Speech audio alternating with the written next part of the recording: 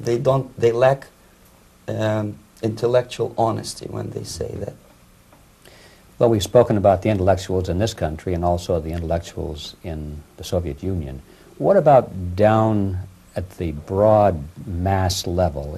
Do the people in general, the working people, the workers in general in the Soviet Union, do they support the system? Do they tolerate it? What is their attitude? Well, average Soviet citizen, if there is such an animal, of course, does not like the system because it hurts, it kills. He may not understand the reasons. He may not have enough information or educational background to understand. But I doubt very much there are many people who are conscientiously supporting the Soviet system. There are not such people in USSR. Even those who have all the reasons to enjoy socialism, people like myself, who were a member of journalistic elite, they also hate the system for different reasons, though. Not because they lack material affluence, but because they are unfree to think, they are in constant fear, duplicity, split personality. And this is the greatest tragedy for my nation. Well, what do you think are the chances of the people actually overcoming their system or replacing it? There is a great possibility that system will sooner or later be destroyed from within. There is a self-destructive mechanism built into any socialist or communist or fascist system.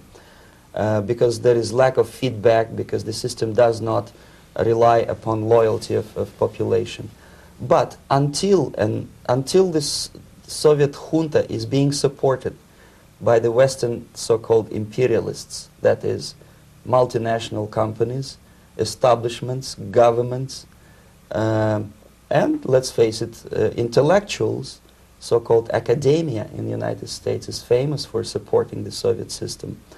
As long as the Soviet junta will keep on receiving credits, money, technology, grain deals, and political recognition from all these traitors of democracy or freedom, there is no hope, there is not much hope for changes in my country, and the system will not collapse by itself simply because it's being nourished by so-called American imperialism. This is the greatest paradox in history of mankind, when capitalist world supports and actively nourishes its own destructor.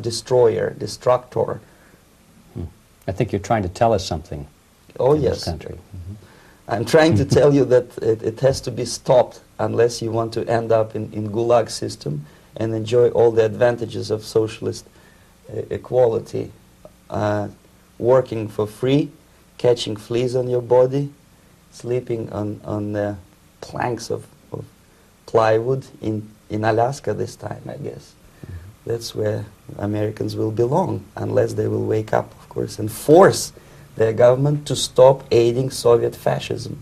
Mm-hmm. Well, you told us a moment ago why you left the system. I'd like to hear the details of how you did it. It must have been a very dangerous thing.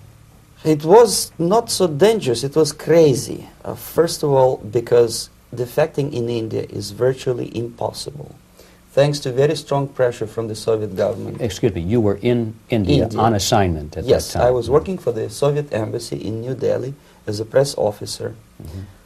And defecting for a Soviet diplomat is next to impossible. It's a suicide, as I said, because a great friend Indira Gandhi pushed a law through parliament which says, and I quote, "No defector from any country has a right of political asylum in any embassy on the territory of Indian Republic," which is a masterpiece of hypocrisy. No other defector but the Soviet one needs a political asylum. So knowing that perfectly well, I planned a craziest possible way to defect. I studied counterculture in India. There were thousands of young American boys and girls with no shoes, long hair, smoking hash and marijuana, studying sometimes Indian philosophy, sometimes simply pretending that they study. and they greatly annoyed Indian police, and they were laughing stock of Indians because obviously they were good-for-nothing students. I studied carefully where they congregate, what routes they travel, what language they speak, what do they smoke. And one day I simply joined a group of hippies to avoid detection of Indian police. I was dressed as a typical hippie with blue jeans, long camise shirts with all kind of nice decorations like beads, long hairs.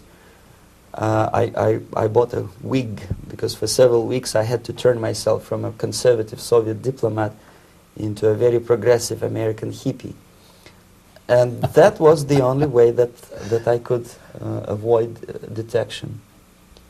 It was very interesting experience, but it was necessary because from my own knowledge as a member of Soviet embassy staff, I knew that there were many cases when Soviet defectors were betrayed by Indian police, and also some Western embassies played a very dirty role in betraying the Soviet defectors.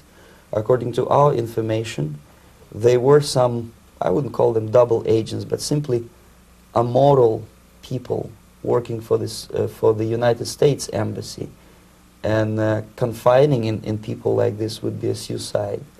So I had to be extremely careful. I could not trust anyone, and that was the reason for such a crazy way to defect. Well, had you been caught in the act of trying to get out, what would have happened to you? Oh, most likely I would end up in concentration camp, or depending on the situation and on the whim of some bureaucrat in KGB, maybe even executed. This is normal practice, quietly, of course, not publicly.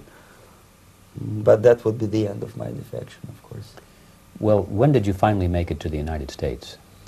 In 1970, after about 6 months of debriefing in Athens by the CIA, and I presume FBI too, they let me go first to Germany, then to Canada.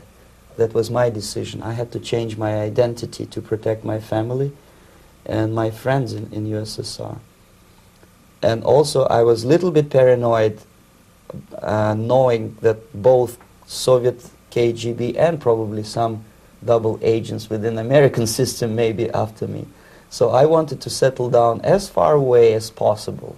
I requested CIA to give me some kind of new identity and just let me go on my own. And I settled in Canada. I was a student. I changed many professions, from farm help and laundry truck driver to language instructor and broadcaster for Canadian Broadcasting Corporations in Montreal. Well, have you had any threats on your life or any yes. unpleasant? In about 5 years, KGB eventually discovered that I am working for Canadian Broadcasting. I made a very big mistake. I started working for overseas service of CBC, which is similar to Voice of America, in Russian language. And of course, monitoring service in USSR picked up every new voice. Every new announcer, they would make it a point to discover who he is. And in 5 years, sure enough, slowly but surely, they discovered that I am not Thomas Schumann, that I am Yuri Alexandrovich Bezmenov, and that I am working for Canadian Broadcasting, and undermining beautiful détente between Canada and USSR. And the Soviet ambassador Alexander Yakovlev made it his personal effort to discredit me. He complained to Pierre Trudeau, who is known to be a little bit soft on socialism. And the management of CBC behaved in a very strange, cowardly way, unbecoming to representatives of an independent country like Canada. They listened to every suggestion that Soviet ambassador gave, and they started shameful investigation, analyzing content of my broadcasts to USSR. And sure enough, they discovered that some of my statements were probably would be offending to the Soviet Politburo. So I had to leave my job. And of course, subtle intimidations. They would